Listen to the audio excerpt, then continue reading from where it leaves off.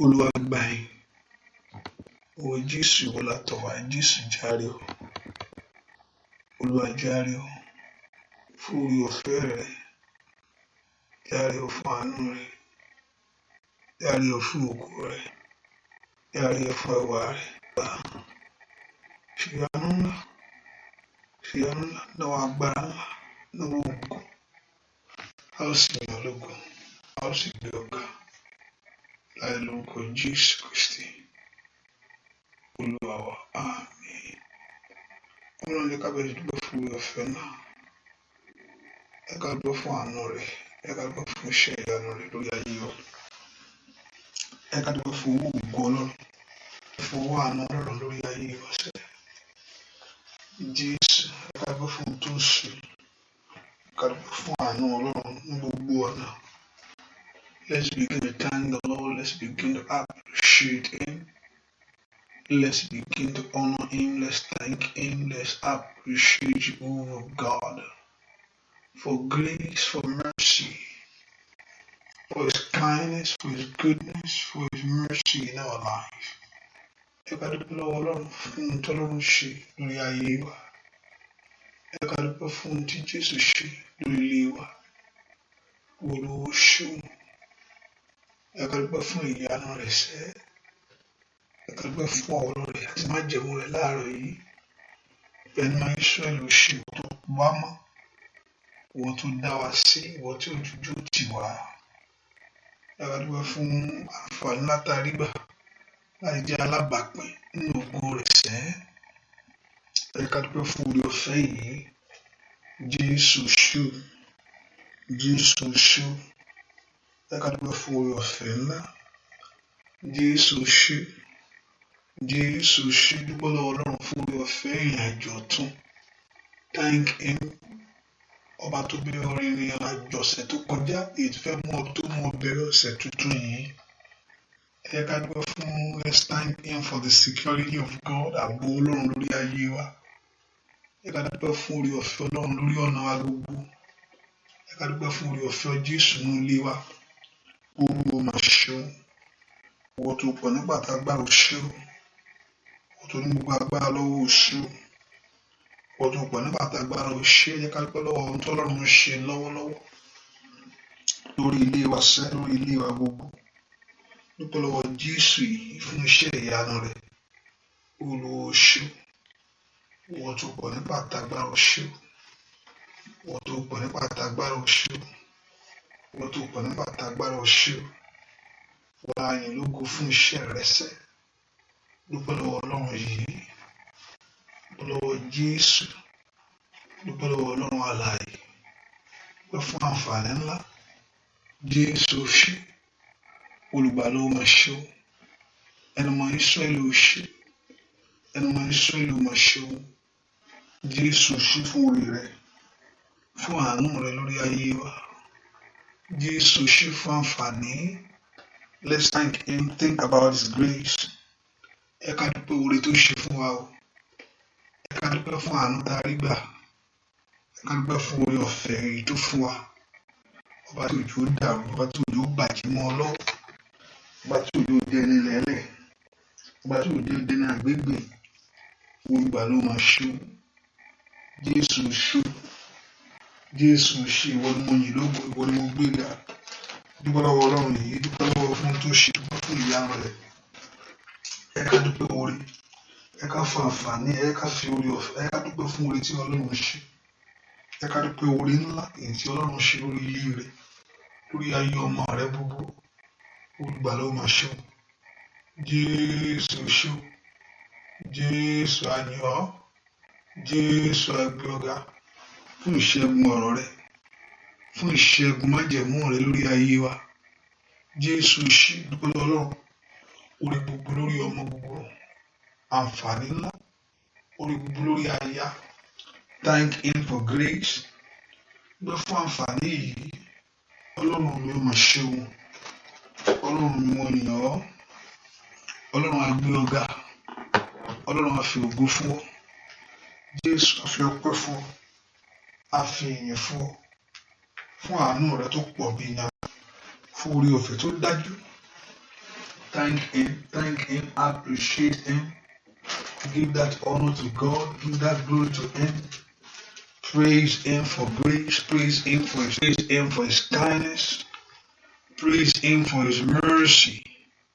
Ẹ̀kan rẹ̀ sẹ́, àánú tó fún wa, orí ọ̀fẹ́ tá a rí gbà.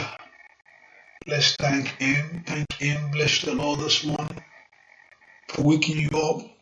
Not only that, for being in your right mind. That's all no. I feel all I you. Thank you for grace. Dúpẹ́ orí Ọlọ́run lórí rẹ. Dúpẹ́ orí Ọlọ́run lórí ayé ọmọ rẹ. Dúpẹ́ orí Ọlọ́run lórí rẹ gbogbo. Dúpẹ́ orí Ọlọ́run lórí ẹbí rẹ. Jésù ṣí ayé mi. Jésù ṣí ọ̀fẹ́ rẹ tí mo rí gbà fún ìyanu tó ta ayé mi wá. Thank Him for that love of God. Ẹ ká gbọ́ fún orí ọ̀fẹ́ Ọlọ́run. Ọba tó fún orí ọ̀fẹ́ gbà ọ́.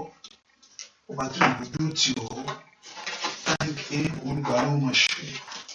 Ọlọ́run mi mo yìn ọ́. Ọlọ́run mi mo gbé ọ ga. Ọlọ́run á fi ọpẹ́ fún ọ. Ọlọ́run á fi ìyìn fún ọ. Fún àánú tó pọ̀ bí ìyìn lórí ayé wa. Thank Him, bless the Lord. Bless the Lord, bless the King. Say thank you to Him. Say thank you to Jehovah God. Say thank you to El Shaddai. Say thank you to Lily of Valley. Say thank you to the Bride of Morning Star. Ẹ ká dúpẹ́ orí Ọlọ́run lórí ayé wa sẹ́. Ọlọ́run ó ṣeun. Olùgbà ló ṣe. Olùgbà ló ṣe. Ọlọ́run mo yìn ọ́. Dúpẹ́ láàárọ̀ yìí. Ẹ ká fẹ̀mí ìmoore hàn sí Ọlọ́run. Ẹ ká fẹ̀mí ìmoore hàn sí Jésù yìí. Ọba tó gbà á lọ́wọ́ ìyà. Ọba tó gbà á lọ́wọ́ òṣì. Ọba tó gbà á lọ́wọ́ ẹkún. Jésù mà ṣeun. Jésù á yìn ọ́. Jésù á gbé ọ ga. Jésù á fi ọpẹ́ fún ọ. Jésù á fi ìyìn fún ọ. Á fi ògo fún ọ. Thank Him from your heart. Thank Him from the bottom of your heart. Thank Him. Thank Him. Thank Him. Thank you, Lord Jesus. Thank you, Lord Jesus. Àyìn ọ́ lógo. Jésù àyìn ọ́. Jésù adúpẹ́ lọ́wọ́ rẹ. Jésù àfihàn fún ọ. Jésù àgbé ọ̀gá. Dúpẹ́ orí ẹ̀fẹ̀mí ìmoore ọ̀fun. Thank Him, appreciate Him, return all the glory to Him. Say to Him, He is the one. Say to Him, He is the wonderful one. Ẹ ká sọ fún òun pé òun ló ṣe o. Òun ló ṣe nínú ayé wa. Jésù ṣe o. Kọ́dé títí.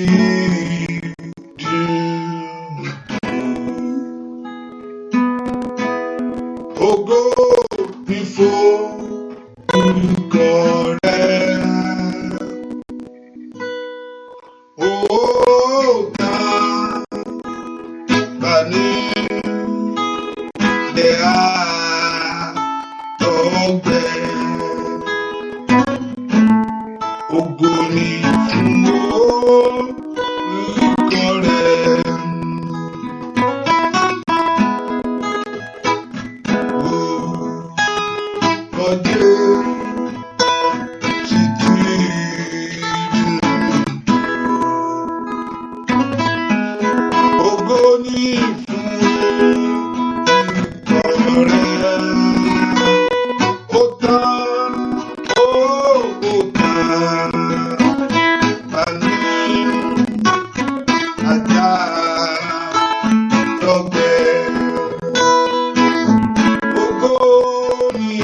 Oh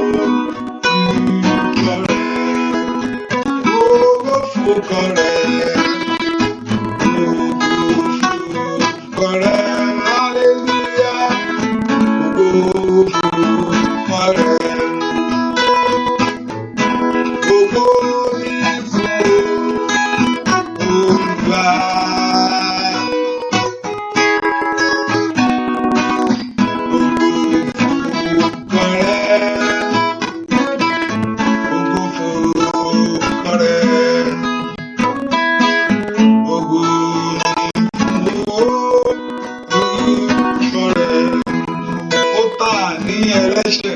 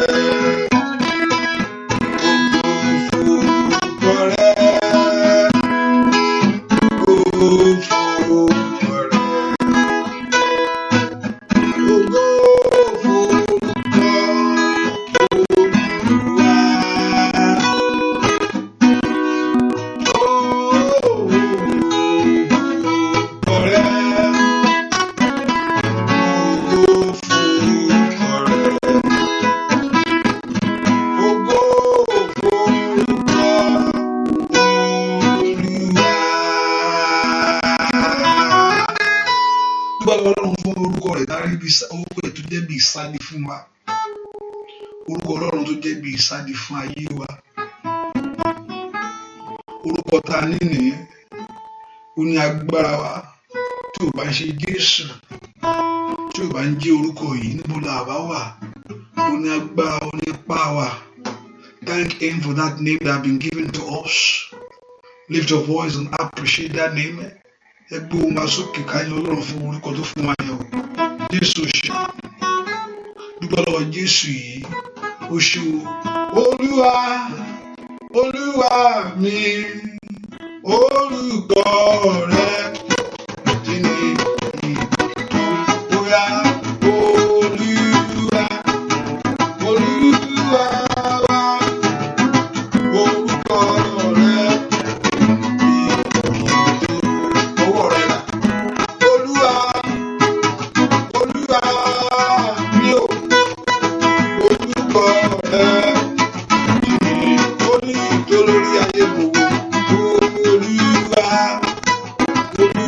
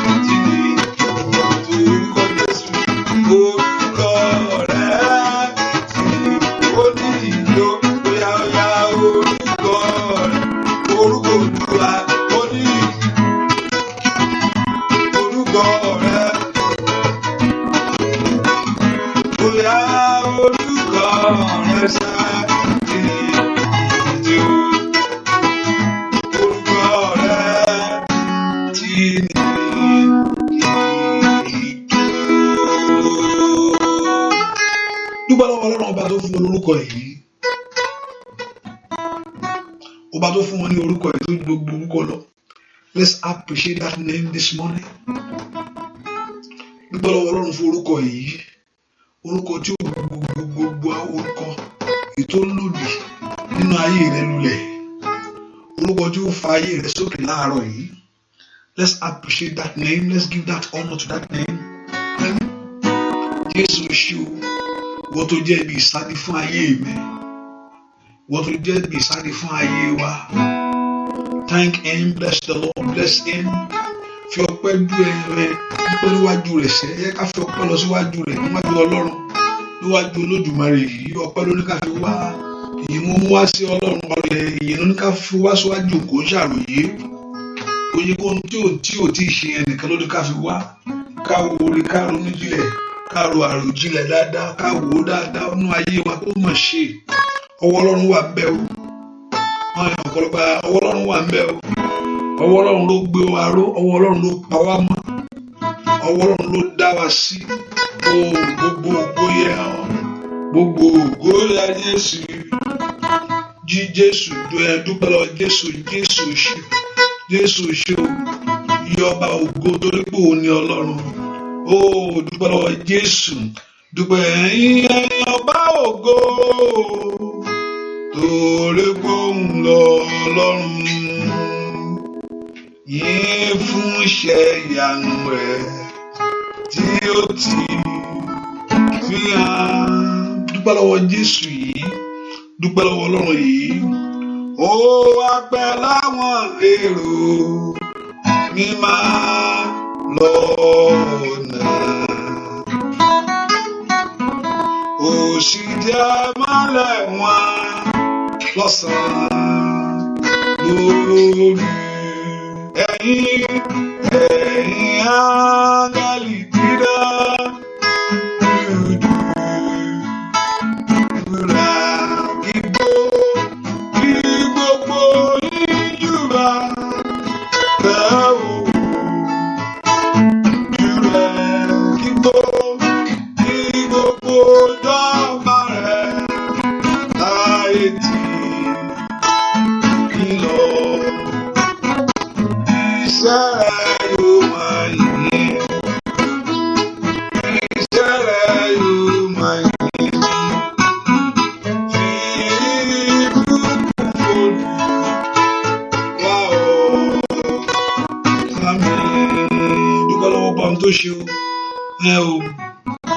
Ìyẹn fún ìràpadà tí gbogbo ọkàn.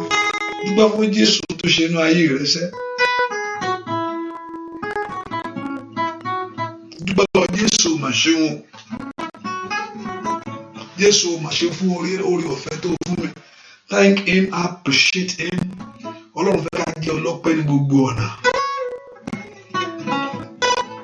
Ó fẹ́ ká jẹ́ ọlọ́pẹ́. Ó fẹ́ ká jẹ́ ọlọ́pẹ́. Ká wọ̀ tún ká wò sí. Ká wọ̀ tún ká wò sí ká má rí kankan. Mi rí ẹnì kankan, mi rí anybody. Mi rí nǹkan tó ṣe fún mi. Ọlọ́run ò fẹ́ ká jiyàn bẹ́ẹ̀. Ká wọ̀ tún ká wò sí.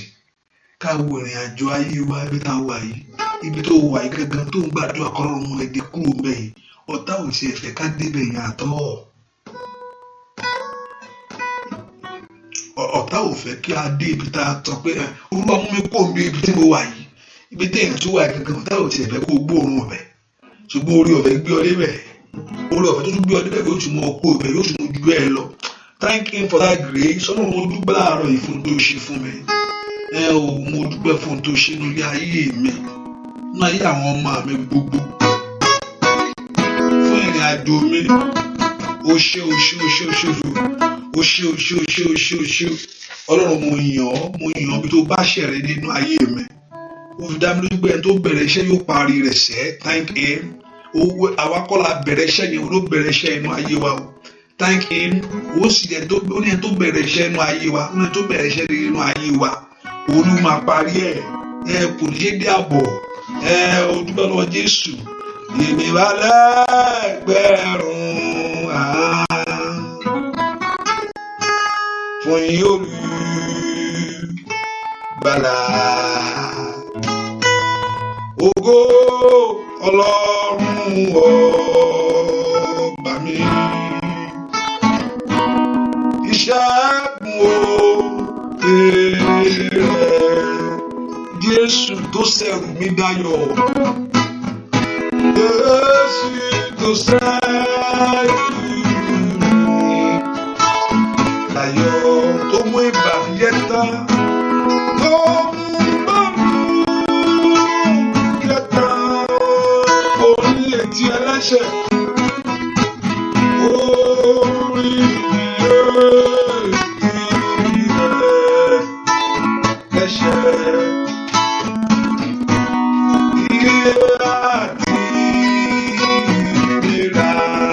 ṣẹ́gun agbára ẹ̀ṣẹ̀, ó ṣẹ́gun agbára ẹ̀ṣẹ̀, ó dá òde sílẹ̀, ó dá òde sílẹ̀, ó ẹ̀jẹ̀ wẹlé mọ́, ẹ̀jẹ̀ wẹlé.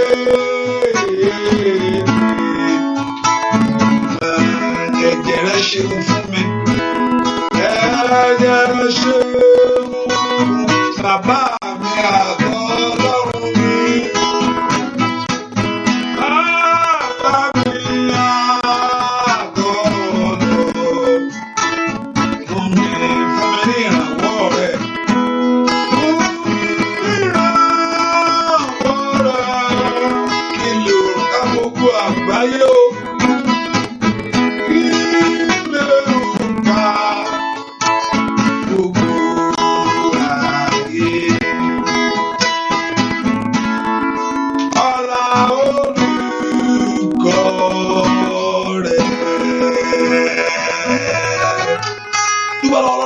Ṣàánú fún ọba tó jójó tì ọ́.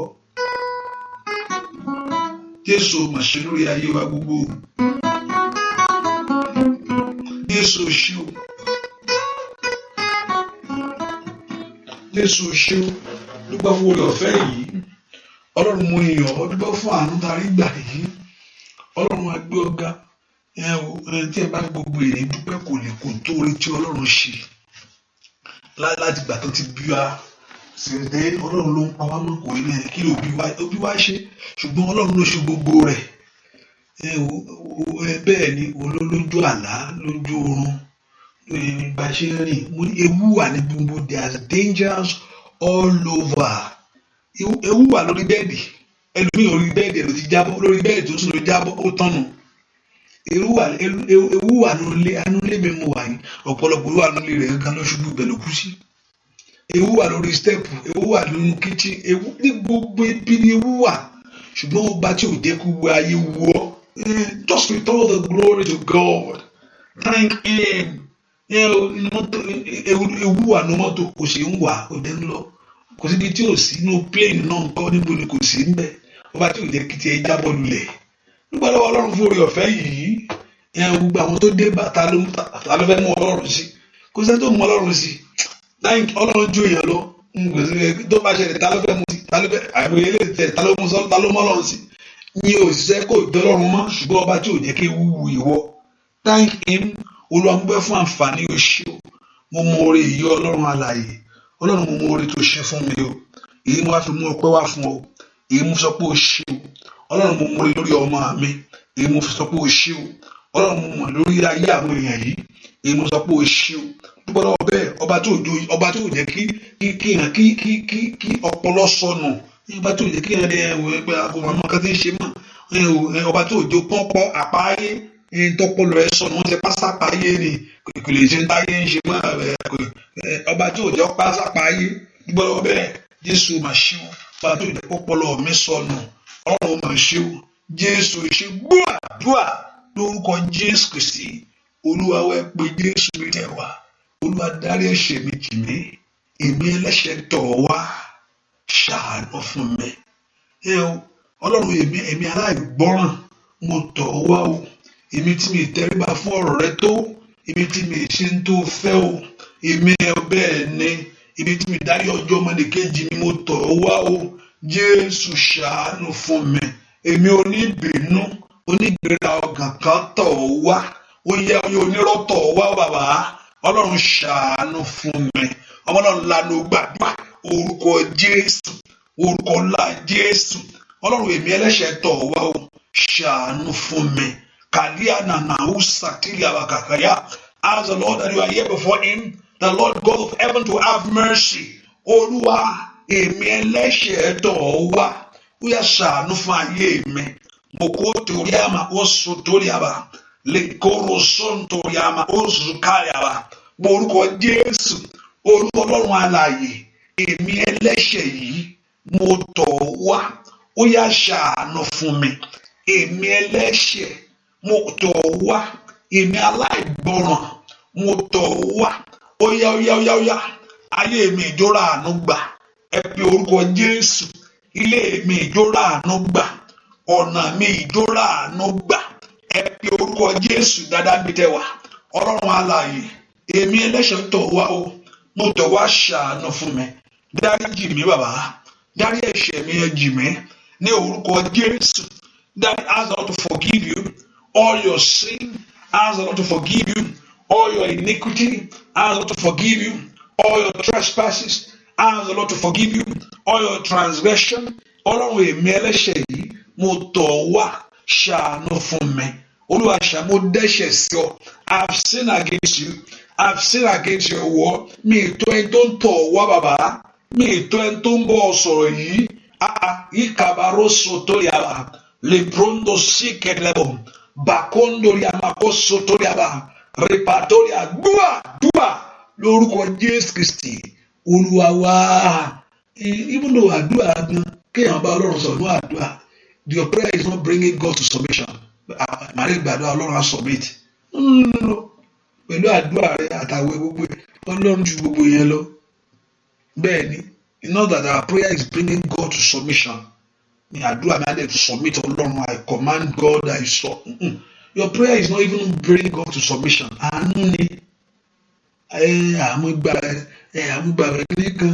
mo gba bíríbí méje mo jẹ kíní kan àánú ni kéèyàn béèrè fún ẹ̀mí ẹ tó gbà bẹ́ẹ̀ ẹ kó àní àánú ni ó sọ bẹ́ẹ̀ ó ní èmi ó ṣàánú fún ẹni tó ń wo I will have mercy on whom ta ló wá fẹ́ mú fálọ́wọ̀ ṣàánú fún èèyàn kan ẹ mú kàwé mi dẹ̀ wá ṣàánú fún ọ ta ló wá fẹ́ mú olóníjọba and he reported no one kò bẹ́ẹ̀ nìkan ta kò sẹ́ni tó máa ọlọ́run máa rìpọ́ọ̀tì fún ohun tó bá ṣe àṣegbé ni o ohun tó bá sì ṣe ó sì dára wájú ẹ pe orúkọ Jésù olúwa ṣàánú fún mi ẹ pe orúkọ Jésù mílíà makali masaya máa ń káwọ́ pásítárì somebody pray that prayer olúwa ṣàánú fún mi ẹ pe orúkọ Jésù olúwa ṣàánú lórí ilé mi olúwa ṣàánú lórí ọ̀nà mi ẹ pe orúkọ Jésù ṣàánú fún mi èmi ẹlẹ́ṣẹ̀ yìí mo mà tọ̀ wá èmi tí ò yẹ o mo tọ̀ wá èmi tí ètò tẹ kó o bá ọ sọ̀rọ̀ ask the Lord to have mercy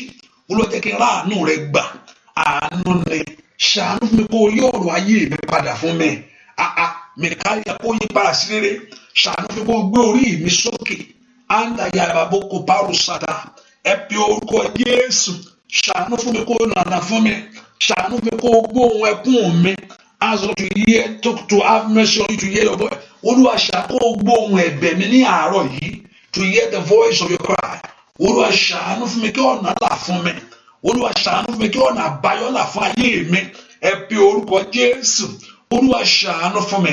Can you pray that prayer that the Lord God of heaven to have mercy upon your life, to have mercy upon your children, to have mercy upon your family, to have mercy láti mú ọ borí ogun yẹn láti mú ọ borí ogun láti kó ọ yọ nínú ìgbèkùn yẹn ẹ pe orúkọ Jésù ní àìmàkóríyá màsáìdà ẹ pe orúkọ Jésù dáadáa olúwa ṣàánú fún mi ṣàánú lórí iṣẹ́ mi ṣàánú mi kí n borí ó yá pe orúkọ Jésù ṣàánú fún mi kí n borí ṣàánú kó gbóhùn ẹ̀bẹ̀ mi ẹ bèrè fún àánú olóhùn ó ṣàánú fún ọlọ́run àánú ṣàánú fún mi ọlọ́run àánú ṣàánú fún mi ṣàánú fún mi lórí ọmọ mi ṣàánú kó máa gbàkọ sílẹ̀ òkùnkùn rẹ lórí ayé mi o ẹ pe orúkọ Jésù ṣàánú fún mi kí ayé mi má bàa dààmú ọmọlànà gbàdúrà pe orúkọ Jésù dáadáa béèrè fún àánú yẹn gbàánú láti gbé orí rẹ sókè, gbàánú láti mú ọ borí o.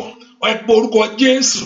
Olúwa ṣàánú fún mi, Olúwa ṣàánú fún mi, kó o mú ogun ayé mi parẹ́. Gbọ́ àdúrà lórúkọ Jésù Kristi Olúwa wa. Ẹnìkan gbàdúrà mo ṣe gbóhùn rẹ o. Ẹ sọ fún Ọlọ́run, Olúwa ṣàánú fún mi kí ìjì ayé má bàa jà mí. Ìjì tó bá jà, ìjì ayé bá jà èèyàn, ó máa ń gbóhùn rẹ lọ́wọ́ èèyàn.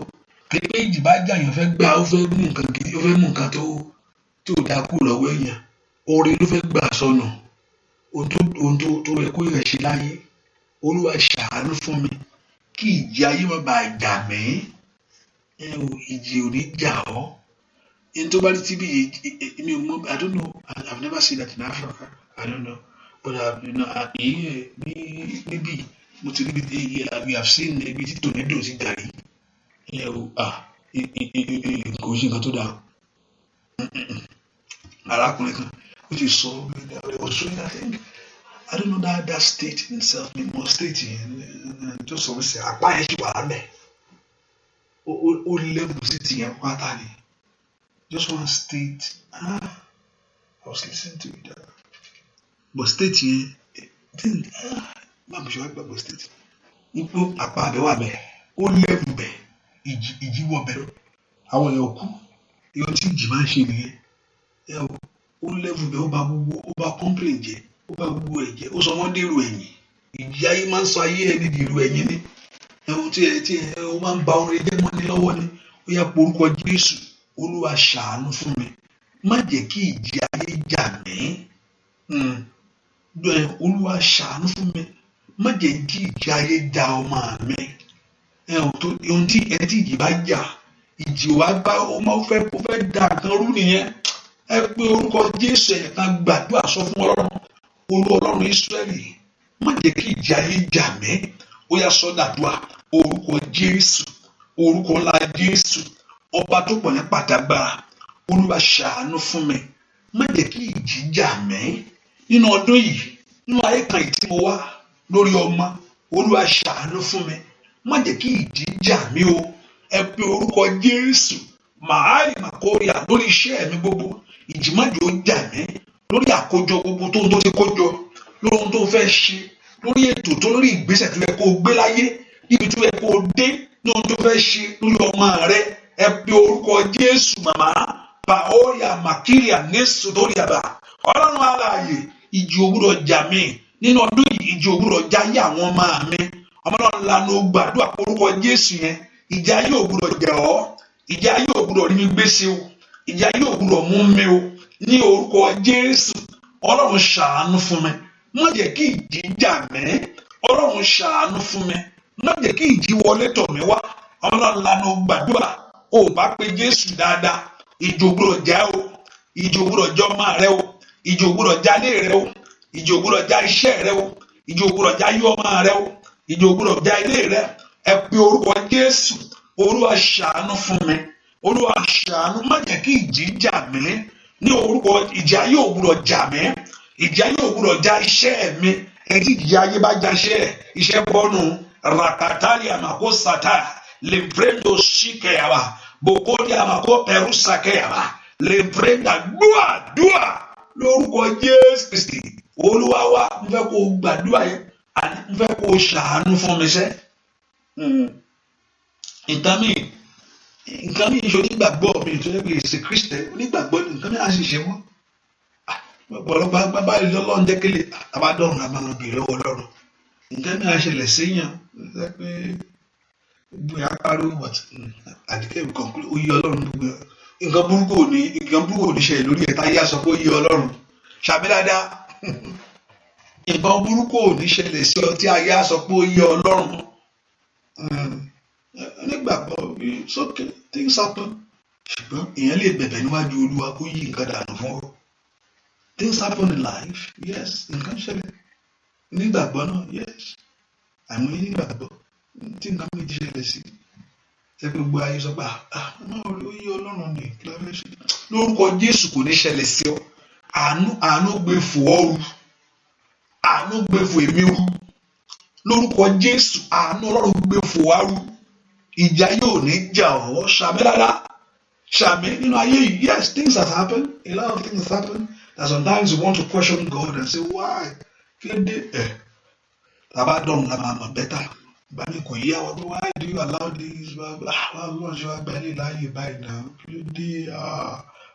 Lórúkọ oníṣẹ̀lẹ̀ sí ọ. Oníṣẹ̀lẹ̀ sí téèyàn fẹ́ mú Ọlọ́run ni. Mo sọ pé Ọlọ́run ju èèyàn lọ. Yóò sọ kó wà lẹ́sà God pé àkójẹ́ lágbára ẹnìbò. Èèyàn ló fún lágbára. Mo fẹ́ ká rí bí Ọlọ́run pé he control himself. He rules over the affairs of men and he reign in his majesty. Is unquestionable. Ṣùgbọ́n nínú àánú rẹ̀ èèyàn lè pè fún àánú. Èèyàn lè pè kò sẹ́ni tó lè kún sí. Ìjì ayé ò ní jẹ́ pọ́npọ́ Jésù lẹ́ẹ̀kan sí. Ọlọ́run má jẹ́ kí ìjì ayé jà mí. Gbogbo ẹjọ́ bẹ́ẹ̀ fẹ́ ìjì lù mí, Olúwa dá padà. Kò ṣe kan bó ní gbogbo ebu. Ọlọ́run ò kì í ṣe bí. Ọlọ́run ò kì í ṣe bí. But he can let go. Gbàgbé ó lè wò kó jẹ́ kó ṣẹlẹ̀. But òun ò kì í ṣe ibi. Ọlọ́run. We can't say God can be good and also God can be bad, can be evil. We can't say God is holy when we say something is pure, but in righteousness of his holiness, he judges. Oh man, judge. God judge in righteousness of his holiness, he do judge, but someone cannot be holy and also can be evil too. So he's not holy. So but he judged sin. He rebukes sin in his righteousness. Standing for what is right. Ọlọ́run ṣe nínú ìdájọ́. Ọlọ́run ìdájọ́. Ẹ pé orúkọ Jésù. Ọlọ́run má jẹ́ kí ìjì ayé jà mí. Gbogbo tó fẹ́ jùlù mí. Olúwa dá padà. Níbi wo tí ìjì bá ti fẹ́ wá. Olúwa dá ìjì yẹn padà. Níbikíbi tí ìjì ayé ti fẹ́ wá. Ìjì ayé. Ibikíbi tó bá ti fẹ́ wá. Olúwa dá padà lórí ọmọ mi ni. Lórí iṣẹ́ mi ni. Lórí ìrìn àjò mi lórílẹ̀-èdè yìí. Níbi kí ibi tí ìjì ti fẹ́ wá ní orúkọ Jésù Olúwa bá mi dá ìjì náà padà, dá ìjì ayé padà lórí mi, dá padà nínú ayé mi Ọlọ́run lánàá gbàdúrà orúkọ Jésù Ọlọ́run tó pọ̀ ní bàtàgbàrà níbi kí ibi tí ìjì bá ti fẹ́ wá o nínú ilé mi lórí ayé àwọn ọmọ mi lórí ayé mi lórí ọkọ lórí ọmọ lórí ayé àwọn èèyàn yìí nínú ilé wọn lórí ọmọ wọn ní orúkọ Jésù Olúwa dá ìjì náà padà. Olúwa dá ìjì náà padà. Olúwa dá ìjì náà padà. Ọmọlọ́run lánàá gbàdúrà. Ó sọ fún Ọlọ́run kó fi àánú dá padà. Olúwa fi àánú rẹ̀ dá ìjì padà. Ní okú lórí mi, kó nù lé mi, kó nù ayé mi, kó nù ọ̀nà mi gbogbo. As the Lord, Ikaroshi Katayaba, lè pẹ́ndó tẹ́kì ìjì òwúrọ̀ wọlé tọ̀ mi wá. Ìjì òwúrọ̀ wọlé tọ̀ iṣẹ́ mi wá. Ìjì òwúrọ̀ wọlé tọ̀ ilé mi wá. Dúà lórúkọ Jésù Kristi. Olúwa wá ìjì òun ẹgbẹ́ yẹn kàwé. Ìjì ò tiẹ̀ mọ̀ pé you're fine. Kí ló dé? Beauty kò má o. Kò má education.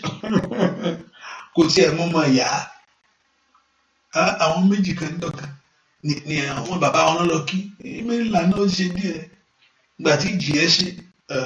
Ìjì ò ní wọlé tó. Ìjì yẹn ọjọ́ kan ló pa àwọn méjì dànù. Wọ́n lọ kí bàbá wọn náà ń pa àlọ́lé. Ayé àwọn máa ti lọ́lé. Ìjì ń bọ̀. Ìgbà tí ìjì yẹn gbé wọn ibi tó sọ wọ́n sí gangan àwọn méjì ló kù. Ìjì ayé ò ní jà ọ́. Ìjì ayé ò ní jà iṣẹ́ rẹ. Ìjì ayé ò ní jà ilé rẹ. Ìjì ayé ò ní jà ọmọ rẹ. Ìjì ayé ò ní jà iṣẹ́ rẹ kò ní jà ọ́. Ìjì ẹ̀mí ò ní jà ọ́. Ìjì ayé ò ní jà wá. Gbogbo ìjì tí bá fẹ́ wá Ọlọ́run dá padà. Olúwa á fi ọ̀rọ̀ Ọlọ́run yìí o. A ti bá ọ sọ ọ̀rọ̀ yìí bàbá níbikíbi tí ìjì bá ti fẹ́ wá Olúwa dá padà. Gbogbo àránsí ìjì Olúwa dá padà. Gbogbo ègún ìjì mọ̀káì mẹ́sáìrà gbogbo ègún ìjì àti ìránṣẹ́ lọ́wọ́ à ń sọ lánàá ègún ó wá ń sọ nípa ègún ìjì ó tó ti ṣẹlẹ̀ yìí tó tó wá tú ṣẹlẹ̀ ẹ porúkọ Jésù gbogbo ègún ìjì ohun tó ti yí mọ́ ègún ẹgbà kò ní ṣẹlẹ̀ nú létí ẹ kò ní ṣẹlẹ̀ nú ayé ọmọ rẹ kò ní ṣẹlẹ̀ nú ọ̀nà rẹ ègún ìjì ó ṣẹlẹ̀ lórí Sọ́ọ̀lù àtàwọn ọmọ rẹ Sọ́ọ̀lù ló ṣẹ̀ ṣùgbọ́n Ọlọ́run ègún ìjì yẹn jà nǹkan ṣẹlẹ̀ ní ohun tó ṣẹlẹ̀ pé ọmọ Sọ́ọ̀lù ló ṣẹ̀ o Sọ́ọ̀lù ló ṣẹ̀ ọlọ́pàá yẹn ní kí ni ká wá ṣe àwọn ọmọ ẹ̀ ní o bàtà wọn fẹ́ àwọn ọmọ ẹ̀rú bọ́ ẹ̀wọ̀n tó pa àwọn ọmọ ènìyàn yẹn tó dákẹ́, ègún ìjì yẹn ó jà, ègún ìjì ò ní jà ọ́, ègún ìjì ò ní jà ọmọ rẹ, ègún òun bẹ̀ṣẹ̀ ẹ o bàbá o látàdé ọmọ títí dé ìran kẹta ẹ o gbogbo ègún ìjì ètí ń bèrè fún ìdájọ́ tàbí ìjìyà, gbogbo ègún ìjì ètí ń bèrè fún ìdájọ́ tàbí ìjìyà lórí ayé wa, lórí ayé ọmọ wa, pé ta ni kò ń dájọ́ lórí ẹ o, ta ni kò ń dájọ́ lórí ẹ o, lórúkọ Jésù ọ̀run yí kúrò lórí rẹ, ọ̀run yí kúrò ní orúkọ Jésù, ọ̀run yí kúrò lórí mi, ọ̀run yí kúrò lórí ọ̀nà rẹ, ọ̀run yí kúrò lórí iṣẹ́ rẹ, ọ̀run yí kúrò lórí ayé ọmọ rẹ, ọ̀run yí kúrò lórí ayé rẹ, ọ̀run yí kúrò. Ilé ànànànà máìlì ànànàmà sẹ́ẹ̀lì àbọ̀ká ẹ̀yẹ́rì máa kúrò bí sáyà lẹ́ẹ̀mbláwọ́ bìlẹ̀ àìsí kàpọ̀wà ègún ìjì Olúwa yí kúrò, Olúwa yí kúrò, gbọ́ àdúrà lórúkọ Jésù Kristi Olúwa. Mo lérò pé ẹnìkan tó wà náà àdúrà ẹ̀ ta ló ń sin ẹyẹ náà lé, tó ní ẹyẹ náà lé, hallelujah. Mo kọ́ bèrè ta ló ní ẹyẹ náà lé tó ń pẹ́ pé ó ń sin ẹyẹ wà lórí ẹ̀ tó ń sìn, dàbí ohun ọ̀sìn. Mi sọ pé bóyá pé àbí ẹyẹ ti gbọ́, wọn ṣáà ń bèrè wọn nídìí fi ń bèrè, hallelujah, praise the Lord. Ẹ pé orúkọ Jésù, gbogbo ibi tí èṣù bá sá sí nítorí ayé ìmísẹ́, Ọlọ́run lórúkọ Jésù lé jáde, ìmọ̀ rẹ̀ ò gbọdọ̀ ṣẹ lórí mi. Gbogbo tí ọ̀tá bá sá sí, èyí tó sá sí fún mi, gbogbo tí ọ̀tá bá sá sí, ọ̀tá ilé ni o, ọ̀tá òde ni, ọ̀tá àdúgbò, ibi táwọn èèmọ̀ òkùnkùn sá sí lórí ayé mi, Olúwa lé wọn kúrò mẹ́ẹ̀. Tọ́pẹ́ ẹnu iṣẹ́ náà sá sí ni o, tọ́pẹ́ lórí ọmọ fẹ́ yọ ẹlẹ́nu, Olúwa lé wọn. Ìmọ̀ta ògbọ́dọ̀ ṣiṣẹ́ lórí mi, abọ́ òkùnkùn ògbọ́dọ̀ ṣiṣẹ́ lórí mi, bàṣẹ́ ọ̀tá jẹ́. Ẹ porúkọ Jésù sọ ẹ̀mọ òkùnkùn di òfo. Whatever the enemy is planning, he always plan. He always, Bible says, he's roaming like a wounded lion, seeking for a life to finish. Ó ní Sátánì ó máa ń lọ bí kìnìún láti wá ẹni tó máa pa jẹ, ni ó máa ń lọ káàkiri, ó máa ń wá tani kò tún ṣe lọ́ṣẹ́ báyìí o, tani kò tún dààmú ẹ̀, tani kò tún bà tiẹ̀ jẹ́, tani kò tún palẹ́kún. Ẹ pe orúkọ Jésù lórí mi yí dànù, lórí ọmọ mi yí dànù, lórí mi yí dànù. Tell God to destroy his plan, gbogbo èrò rẹ̀, gbogbo àbá rẹ̀ lórí mi. Lukari amakosata le pronto ke pregade sotoli amakaba, gbogbo ètò rẹ̀ nulẹ̀ mi, Olúwa yí dànù.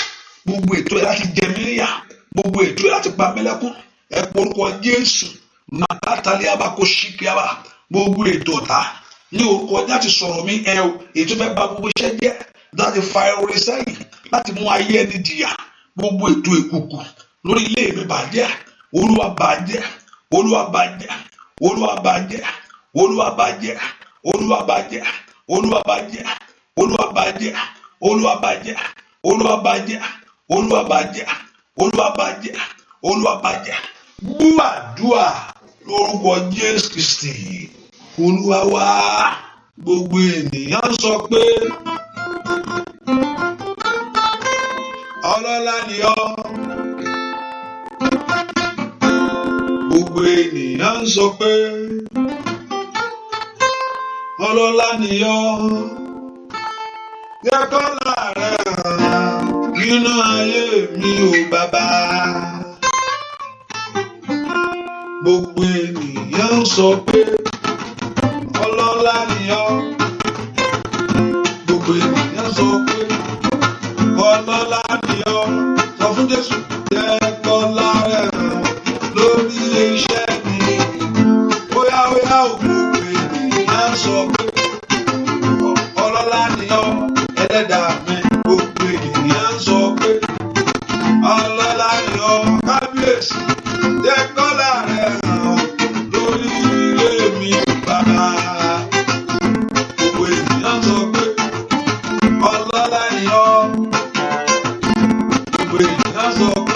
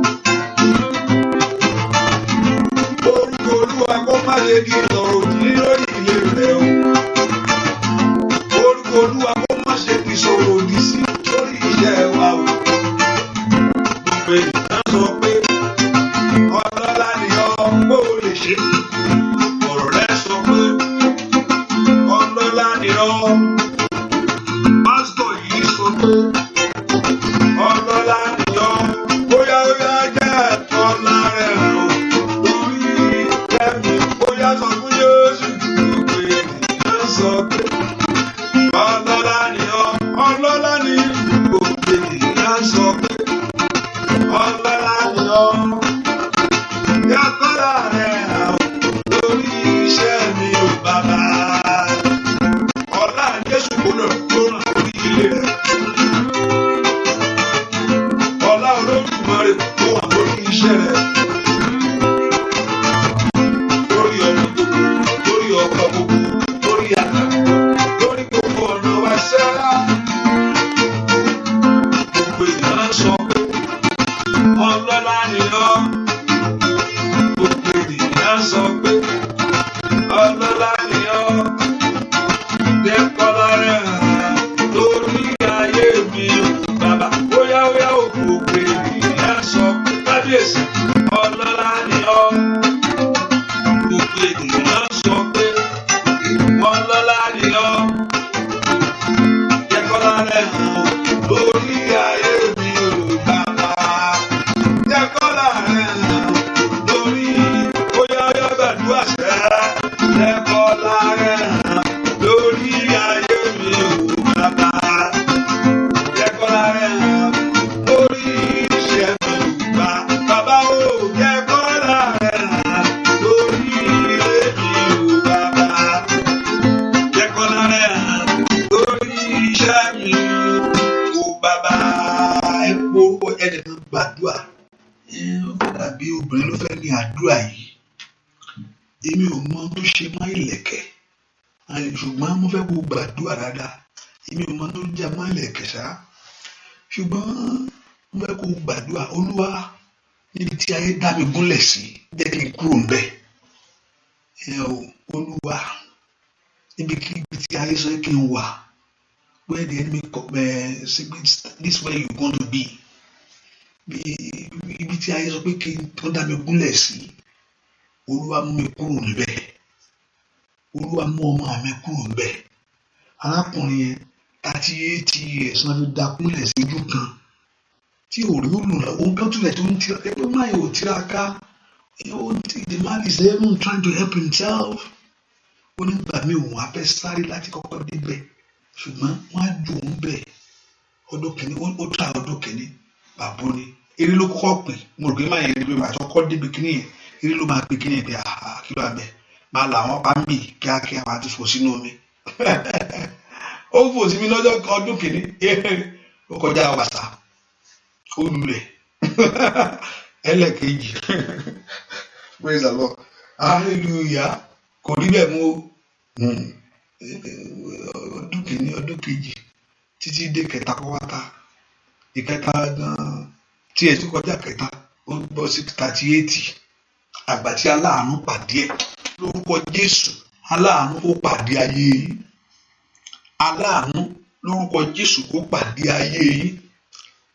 Aláàánú níbi àdúrà yìí, níbi orí ọ̀fẹ́ yìí. Aláàánú kó pàdé ayé yìí. Ọ̀run yìí kàbàkàsàtà pẹ̀lú orí ọ̀fẹ́ rẹ̀ kó pàdé ayé yìí. Aláàánú ńlá kó pàdé ayé yìí. Àgbà tí aláàánú pàdé ẹ̀ ètí ṣe Jésù. Ó wà bẹ́ẹ̀ ni ó ti di ṣíàmà síbẹ̀. Ó ti di ṣíàmà sínú ìyà. Àwọn kan bá ń bẹ̀. Àwọn kan bí tó fọ́ọ̀lì sí àwọn kan tó bá ń bẹ̀ ó 38 years tó fi wà bẹ́ẹ̀ yẹn o. Àwọn kan ti wá tó tún jùlẹ̀ pé àìwọ̀kẹ̀ pẹ̀lẹ́ sáwọ̀ ẹlẹ́ o. Ìyẹn á tún máa rí sàtàbà kọjá lẹ́kọ̀ọ̀kan. Á fi búrẹ́dì ránṣẹ́. Lórúkọ Jésù. Ibi tán ni kò wà yẹn ọ̀run ó mú ọ kó. Májẹ̀mú ilé, májẹ̀mú ẹ̀jẹ̀, májẹ̀mú àyíká, májẹ̀mú àgbègbè. Lórúkọ Jésù ètò dá ọgúnlẹ̀.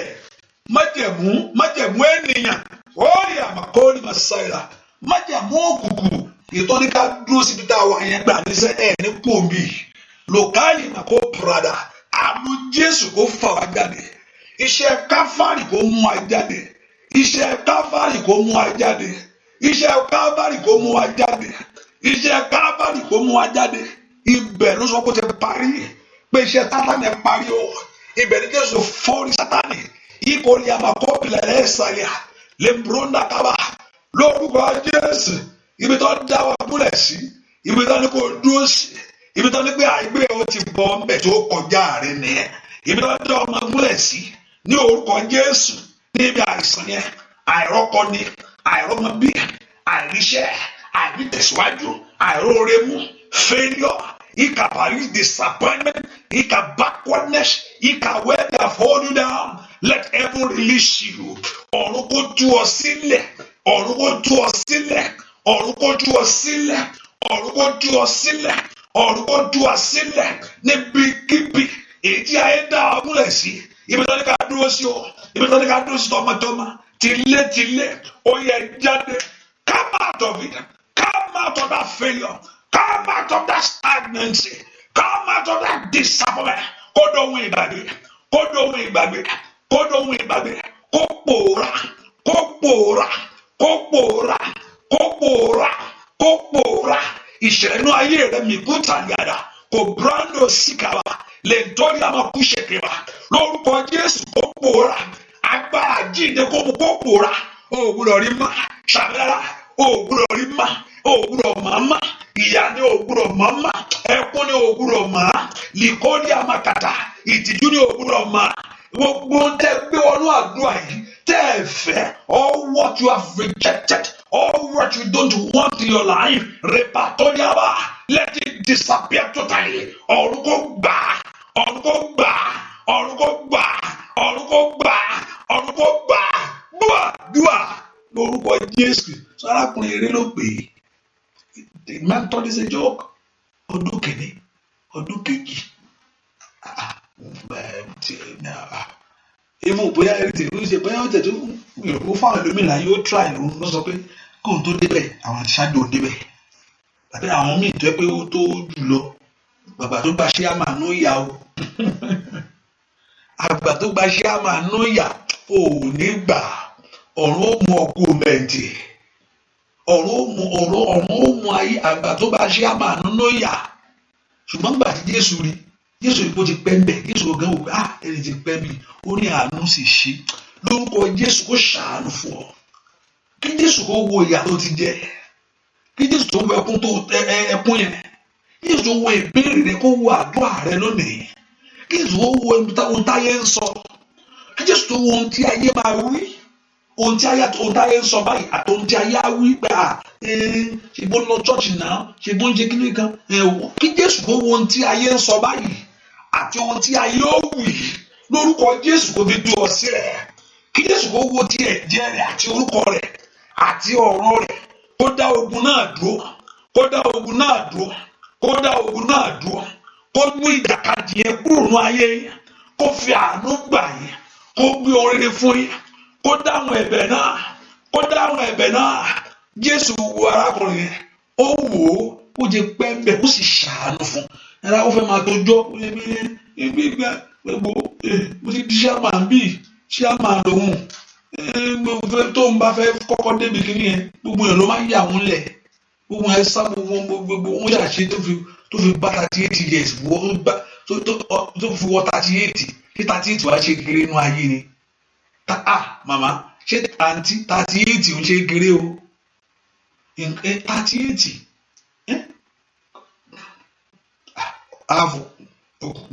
àfọ̀jú ayé èèyàn gan ni ó ti fẹ́ lọ́nu. 38 ò ń ṣe kéré o. Ọmọ 38 gangan tó bá yẹ sí bí 20 ó fẹ́ di grammar. Bẹ́ẹ̀ni ẹlòmíràn ọmọ 20 tó má rí 20 òun náà bímọ 20 ọmọ rẹ̀ náà bá di 19 tó ń gbé 18 yóò di grammar. Hallelujah. Ìgbé ayé ìtàlá ṣe ìdá ẹnìkan gbólẹ̀ ó sì fi àkókò rẹ̀ ṣòfò. Ogun tó ń fi àkókò ẹni ṣòfò, ogun tó ń dé ayé ẹni gúnlẹ̀, ogun tí ò jẹ́ kí n rí ìpele tó kù fún ayé ẹni. Ọlọ́run bá ogun ìjẹ́ lórí ayé mi o. Ogun tí ò jẹ́ kí n bọ́ ìsípele ọ̀tún, a new season. Nǹkan kan dáa dúró, so there is no new season in his life. Ogun yẹn mo máa ń sọkọ ẹ nǹkan mi ìgbẹ́ kó máa ń ṣẹlẹ̀ sí yàn. You can't able to think for the next step because this step is not yet finished. Ọ̀pọ̀lọpọ̀ is not thinking of the ẹlòmíì. Anywhere is one step. Anywhere ìgbélu. Ẹjọ́ tó níwèé ìgbélu fẹ́ ro pé mo fẹ́ lọ lé. Báwo ni fẹ́ lọ lé? Ọ̀pọ̀lọpọ̀ bẹ́ẹ̀. I'm just giving that as an example for us. Ẹjọ́ tó rìnrìn àjò tí ò níwèé. Àbẹ tó fẹ́ tó lọ sí skul tí ò parí skul. step wo ló fẹ́ rò pé àgbà olùsí fẹ́ ríṣẹ́ sàbí ìpele kan dá dúró so he is not thinking of the next step. àwọn kò jẹ́ kó n parí school kó n ṣe board exam yìí náà kó n parí school kó n ṣe board exam yìí náà kó àbí ṣe single náà ní ṣe single mọ olófò mọ single gbàtí o ṣe mary hallelujah ìpele kan nìyẹn ìpele kan tó wà ẹ porúkọ ìpele kan tí mo wà tí ò jẹ́ kí n bọ́ sí ìpele ọ̀tún in this step arákùnrin ò lè kó ibi tó wà yẹn fọ̀tá ìpele kan ní àgbẹ̀dẹ sọ pé dìde gbé àkìtì ẹ̀ máa lọlé ìgbẹ̀lẹ̀ ayé ẹ̀ ṣe lè bọ́ sí ìgbàlá ayé ẹ̀ bọ́ sí ìpele ọ̀tún tó yẹ kó wà ìgbẹ́ ló lọ sáré yẹn bí bẹ́ẹ̀ gbẹ́ ló bẹ̀rẹ̀ sí lọ sádọ̀ fáwọn láti kọ́lé láti ṣe eré lòun àti ògbà àti ìpàlọ́ bẹ́ẹ̀ ṣé wọ́n ní ìyàwó wa fẹ́ mọ́ bẹ́ẹ̀ ni ìyàwó òwò wa bá ń bẹ a sì mọ ọjọ́ orí máa yẹn the Bible is not talking about his age the Bible talks about the years that have been there ó ti dàgbà ó ti dàgbà bí àgbàlagbà ní tó ń ṣe kọ̀dọ̀kọ̀dọ̀ bẹ́ẹ̀ tó ti ń gbọ́n rí bẹ́ẹ̀ jésù kò gba ajé kó ń ṣàánú fún arákùnrin ilé ìbùdókù bí o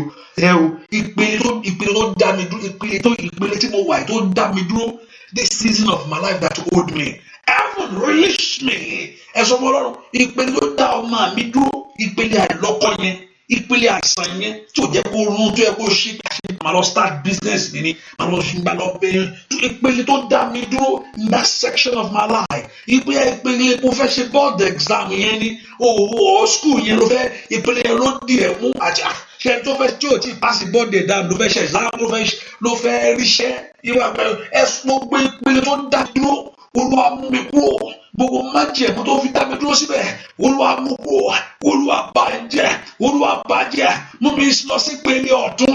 Take me to a new season. Take me to a new thing.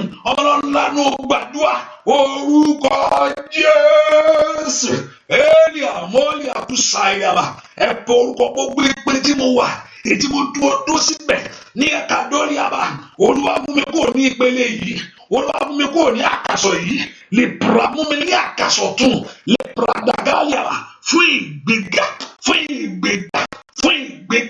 Fún àṣeyọrí gbogbo tó dá dúró sí ìpele yìí ní orúkọ Jésù gbogbo tó fà mí síbẹ̀ gbogbo tó fàyè mi síbẹ̀ ẹ pe orúkọ Jésù kí Ọlọ́run kó bàjẹ́ tell the Lord let God release you ìkàdà àánú kó wá mi rí àánú kó fà mí jáde àánú kó wá mi rí àánú kó fà mí jáde àánú kó wá mi rí olóore kó wá mi rí aláàánú kó wá mi rí ní orúkọ Jésù ní ẹni tí mo nílò láti kúrò bẹ́ẹ̀ kó wá mi rí ẹni tí mo nílò bóyá ọkọ ló nílò bóyá iṣẹ́ ló nílò tó fi mú ọkọ ní ìpele yẹn librando kapayaba ohun tí mo nílò láti ó mú mi kúrò ní ìpele tí mo wà yìí ní orúkọ Jésù ó yára sí mi bàbá ẹ máa bọ̀ wá ó yẹ olórí ayé mi ni aláàánú ayé mi ni iṣẹ́ yẹn ni mọ́tò yẹn ni ilé yẹn ni ọkọ yẹn ni ní orúkọ ìwòsàn yẹn ni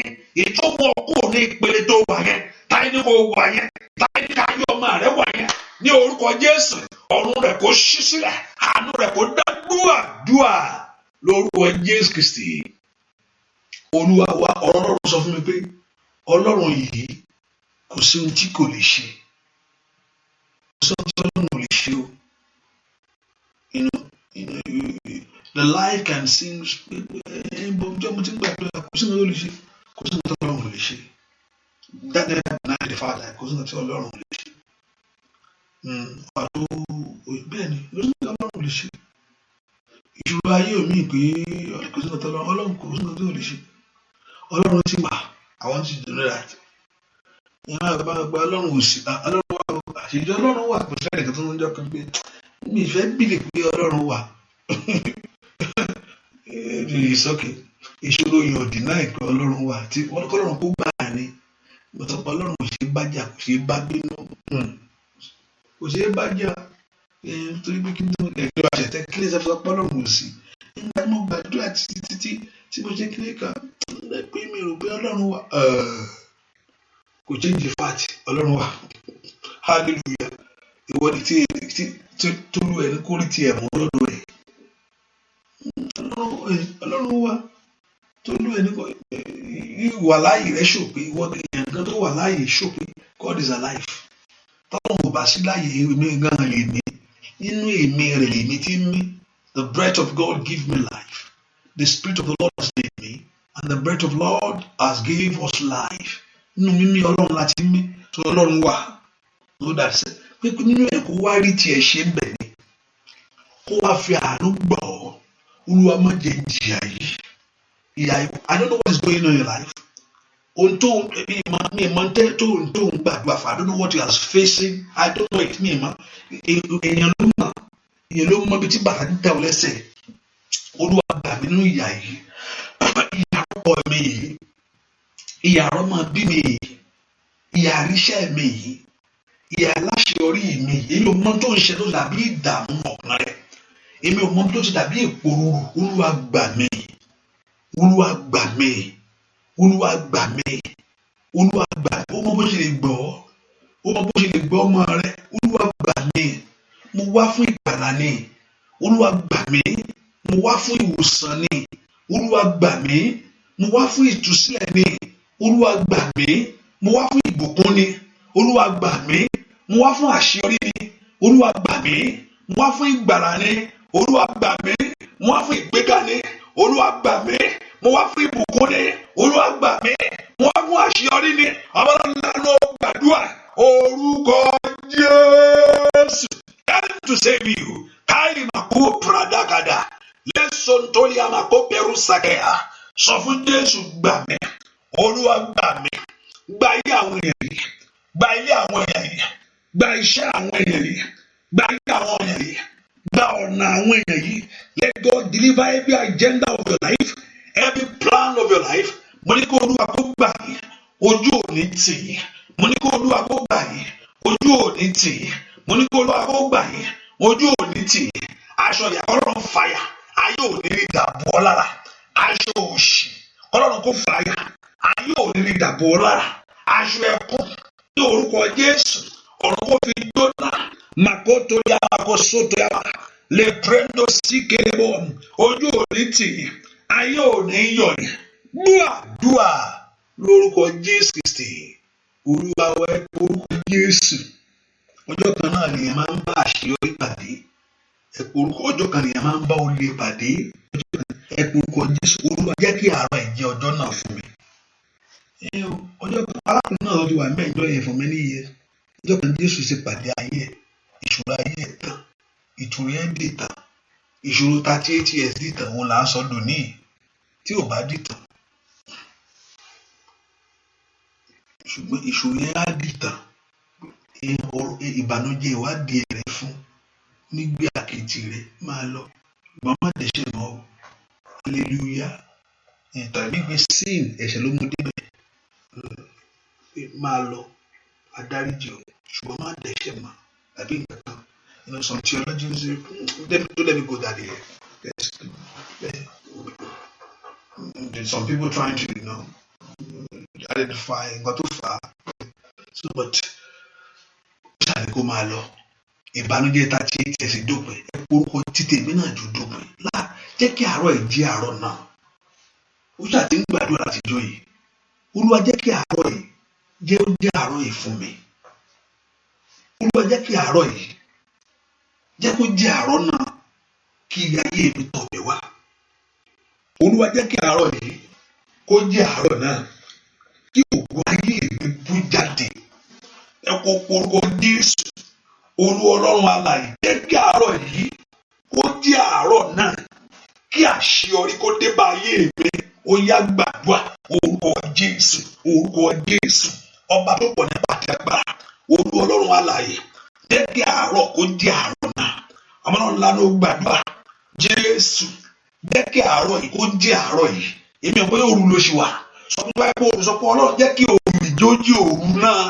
Sọ pé àárọ̀ ni Ọlọ́run jẹ́ kí àárọ̀ yìí jẹ́ kí òní wẹ́ pé èní náà ni jẹ́ kí òní kó jẹ́ òní ìyanu mi. Àlìyà màkàlìyà Ọlọ́run ṣe bẹ́ẹ̀ fún ọ. Olúwa jẹ́ kí àárọ̀ yìí kó jẹ́ àárọ̀ ìyanu wa. Olúwa jẹ́ kí òru èní kó jẹ́ òru ìyanu wa. Ní orúkọ Jésù jẹ́ kí ọjọ́ òní màkàjà kókó jẹ́ ọjọ́ ìbápàdé. Ìbápadà ti mú ire láti mú ayọ̀ fún ayé àwọn èèyàn yìí láti fi ọkàn wọn balẹ̀ láti dùn wọn nínú kó rí bẹ́ẹ̀ fún ayé. Ojú òní tì í. mo ní kó rí bẹ́ẹ̀ fún ọmọ yín, ojú òní ti ọmọ yín, mo ní kó rí bẹ́ẹ̀ fún ìpín yín, ojú òní ti ọ̀nà, ojú òní ti ìpín yín, mo ní Ọlọ́run tẹ́ ẹ képe, mo ní kó dìde fún ayé yín, Ọlọ́run àánú kó ṣàánú fún yín, ogun èdè òní borí rẹ, ìjì òní jà ọ́, ìjà yóò ní jà wá, ìjà yóò ní jà ọmọ, ní orúkọ Jésù àní sọkún, nínú ọdún yìí àní sọkún, nínú ọdún yìí àní bànújẹ́, gbogbo èrè gbogbo láti bèrè kó wá, gbogbo tá à ń fẹ́ lórúkọ Jésù kó wá, gbogbo tá à ń fẹ́ kó wá, gbogbo tá à ń fẹ́ kó bẹ̀ tó à ń fẹ́ kó pòórá, all what you don't want let it disappear, kẹ́ ẹ bá àánú pàdé níbi àdúrà ẹ lọ ní ìsinmi, in the place of prayer go and have rest, níbi àdúrà ò ní pọ́njú, níbi àdúrà ò ní jìyà, ẹlòmíì pé níbi àdúrà ìpọ́n ẹlòmíì àdúrà dá, there's a prayer we should pray, ẹlòmíì àdúrà ìdìbò ó di bí wàhálà for one month one gbàgbàgbà ó ti wá di pé kìnnì ká Olúwa ọ wọ́n ti ẹlòmíì wọ́n ti sẹ̀ ń gbó wọ́n ti sẹ̀ mú hallelujah níbi àdúrà wọ́n ti sẹ̀ ẹlòmíì tó wà bẹ̀ ṣáà nǹkan tó lù ẹ̀ níbi àdúrà kò ṣe é sọ lórí ẹ̀ ṣàdákẹ́ kò ṣe wọ́n náà ó ti mọ ẹlòmíì oríṣiríṣi tán ní kẹ́ lọ mú wa ilé ìlọ́jẹ́ kìnnìkan ilé wọ́n náà máa ń tójú ẹ̀ níbi àdúrà, ṣùgbọ́n níbi àdúrà èmi sọ́nà agbá Ọlọ́run ò ní dààmú, ó yẹ kí àdúrà kó jẹ́ bí ìtura fún ọmọ onígbàgbọ́ ni kí ẹ̀ ń tọ́ Ọlọ́run wá Jésù gbà mí kó sì gbà ibi àdúrà ògbúrọ̀ níbi ẹkún ẹni bí ìyá ẹ̀mí wá tó wà lórí òkè náà ẹgbẹ́ gbogbo bẹ́ẹ̀ ilé òṣèlú lọ́mọ lórúkọ Jésù níbi àdúrà ẹ̀rí ìtura. Let the place of prayer be your place of joy. Àdúrà ò ní ní ọ lára, ò ní jìyà níbi àdúrà. Arákùnrin ẹ jìyà 38 years ni, ìwọ ò ní jìyà. Gbogbo orí tẹ́ ẹ fẹ́ ọ̀run kó gbélé lọ́wọ́. Mo gbàdúrà fún ẹni tó wà ní àdúrà táyé ní kó bí tó bá dá ogúnlẹ̀ sí o. Mo sọ fún agbára májẹ̀mú bóyá kúrò ń bẹ̀. Nípa agbára májẹ̀mú Ọlọ́run mo fi sọ̀rọ̀ yìí. Ibi táyé ní kó dúró sí, ibi táyé ní kí ọmọ rẹ dúró sí, dúró síbẹ̀ márọ̀ mọ́. Èmi sọ́nà agbára ẹni tó rán mi níṣẹ́ nípa agbára tó ní kí n máa fi lọ ní agbára ẹni ní orúkọ Jésù tí mi fi sọ̀rọ̀ yìí níbikíbi tí ayé ní kò dúró sí yẹn èmi pa ọ́ láṣẹ ní orúkọ Olúwa ó yá kúrò ńbẹ̀ ẹ o lórúkọ Jésù kúrò ńbẹ̀ bí ìjọba ẹni tó bá di ẹrù ló fẹ́ rọ ara ẹ̀ gbé ẹnikẹ́ni tó di ẹrù yìí kó forí ara ẹ̀ gbé ṣàbí dáadáa àmín. Ẹnikẹ́ni ètò di ẹrù inú ayé rẹ, ètò di ẹrù inú ayé ọmọ rẹ, ẹnikẹ́ni tó di ẹrù yìí ó ní ẹni tó bá gbẹ́ kòtò ló máa jì í bẹ́ẹ̀ lórúkọ Jésù. Ẹni tó di ẹrù pé kó dúró síbẹ̀ yẹn lórúkọ Jésù mo ní kó fi ara rẹ̀ di. Jésù ti fi ara rẹ̀ di fún àwa. Mo ní Jésù ó ti san gbèsè, ìdí tá a fi ṣá ní ọgbẹ́ nìyẹn, ìdí tá a fi nà á nìyẹn, nípa àna rẹ̀ àwa gba ìmọ̀láradá níbi kíbi ká sọ pé kó dúró sí tọmọtọmọ torí kó dúró sí lórí èmi sọ́nà agbára májẹ̀mú àti orúkọ Jésù kúrò níbẹ̀, ní orúkọ Jésù kúrò níbẹ̀, kúrò níbẹ̀, kúrò níbi àṣetì yẹn, kúrò níbi àmúbọ̀ yẹn, ire ayé yín kó wá káká, kí ọkàn yín kó balẹ̀, ẹ lọ ṣe rere o, ẹ lọ rà àánú gbà, ilé ìtẹ́ bè níwájú Olúwa kó ṣe bẹ́ẹ̀ fún yín, ó tù yín lára, kí ọ̀rọ̀ yín kó di ẹ̀rí, kí ọ̀rọ̀ yín kó dọpẹ́, bẹ́ẹ̀ ni ó sì rí láì lórúkọ Jésù Kristi Olúwa wa àmín. Ṣàbí dáadáa àmín àmín lórúkọ Jésù hallelujah praise the Lord praise the Lord. Ẹ ká fi sọ́kùn pé àdúrà ìtẹ̀síwájú ní àárọ̀ yìí by 6 a.m. English section, 6 a.m. morning prayer. Let me just use the 6 a.m. morning prayer. And also I mentioned it already that we need Roleyi, which is Monday by 5, I think 5. Also, I'm going to pray with partner. That should be on Zoom, so you can join the Zoom. If you can join the Zoom by 5 in the evening to 9, Roleyi Monday 5. You join the Zoom. This is not on YouTube, not on Facebook, not on the radio live. So, but on Zoom you can join by 5. I do Yoruba. Ẹran àánú ẹ̀ nígbà lásán bó ṣe gbà kiri pàṣẹ àdúrà yìí kiri ojú àánú àdúrà ẹ̀ ní wí lásán ẹ̀ ní wá Olúwa lásán Olúwa tá a ké pè kó ṣe ju bẹ́ẹ̀ lọ. Ohun tẹ́ ẹ̀ ń béèrè kó lè wá kó ṣe, oore ọ̀fẹ́ kó dájú fún yín. Ọlọ́run kó yọ omi ẹ̀ sínú ẹ̀jẹ̀ Jésù, agbára rẹ̀ kó wọnú omi lọ. Inú ọ̀sẹ̀ kẹ́ bá àánú pàdé, kẹ́ ní ẹ̀rí inú ọ̀sẹ̀ yìí. Bẹ́ẹ̀ ni ó sì rí. Láì lórúkọ Jésù Kristi Olúwa wa. Àmín, àmín, àmín lórúkọ Jésù. Somebody is asking what link. The Zoom link. I don't really, let me see. I don't have the link, but let me just I'll just look at it. This is Zoom. That's the number you can join, or I can send it. If you text me, I can just. If you can sit, I can send the Zoom link to you. If you, but that's the right there. You can use this code to join. So, but you can text me, and I also can text me so I can. I'll send a C. If you say I need a Zoom link, send a C. So God bless you. Thank you for being here. God bless you. God bless you. Thank you for being here. Bye bye. Bye bye. That's it. Bye.